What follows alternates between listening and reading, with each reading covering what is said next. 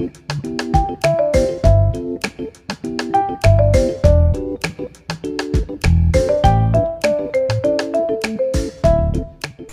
guys, so another video ulit ngayon.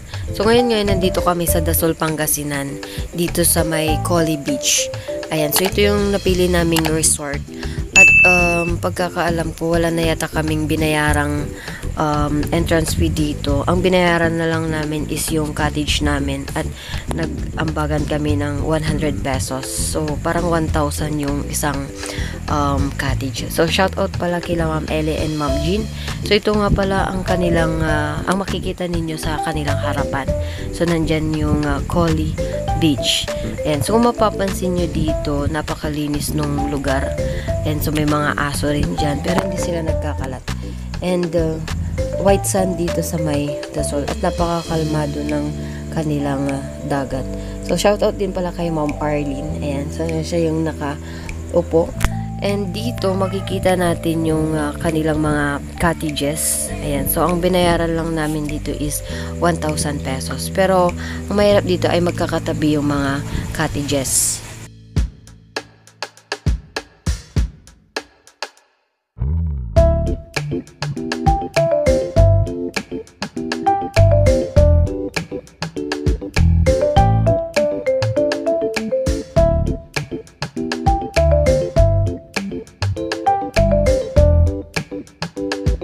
So dito rin pala pwede rin kayong magluto dito o mag-ihaw ng inyong mga dalang pagkain. So pwede rin kayong bumili dito kasi may mga nagbebenta rin.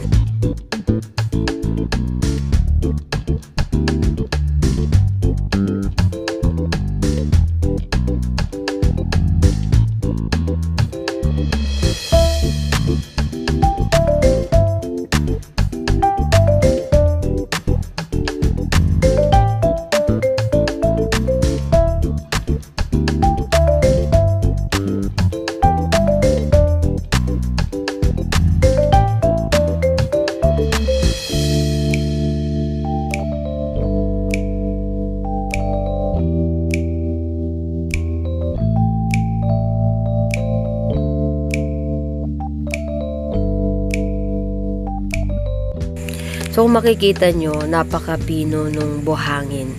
Ayan, so dito pa lang makikita nyo na kung gaano kalinaw yung tubig dito sa may Dasol. So pinupuntahan talaga ito ng maraming mga turista.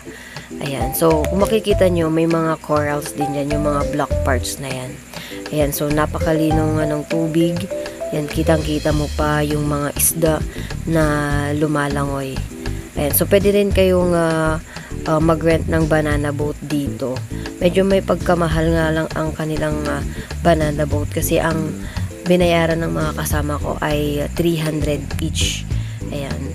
So, pwede rin kayong mag-volleyball dito. And so, kasama ko nga palang aking mga co-teachers. Ayan. So, thank you Ma'am Ellie sa mga foods na hinanda mo sa outing natin. Ayan. So, shout out nga pala sa kanila. So, ito yung aming mga dalang foods. Yan, may saging, may mga lutong ulam, may pakuan kung saan binili na rin namin dito sa may Sual. Ayan, so maraming salamat sa mga nag-sponsor ng mga foods. Ayan, thank you ma'am and sirs sa mga nagluto at nag-prepare ng mga ito. Ayan, sana maulit-ulit sa susunod nating outing. So, shout out nga pala sa kanilang lahat.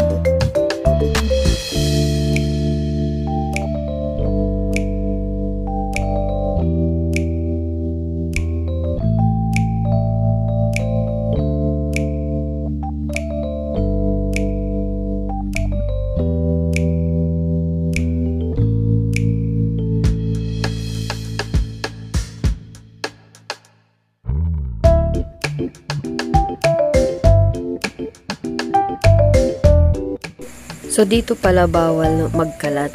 Ayan, so pinagbabawal nila yung maraming mga basura na nakakalat dito. So panatilihin natin na ang mga tourist spot natin ay malinis. Yan, maging responsableng mga turista tayo.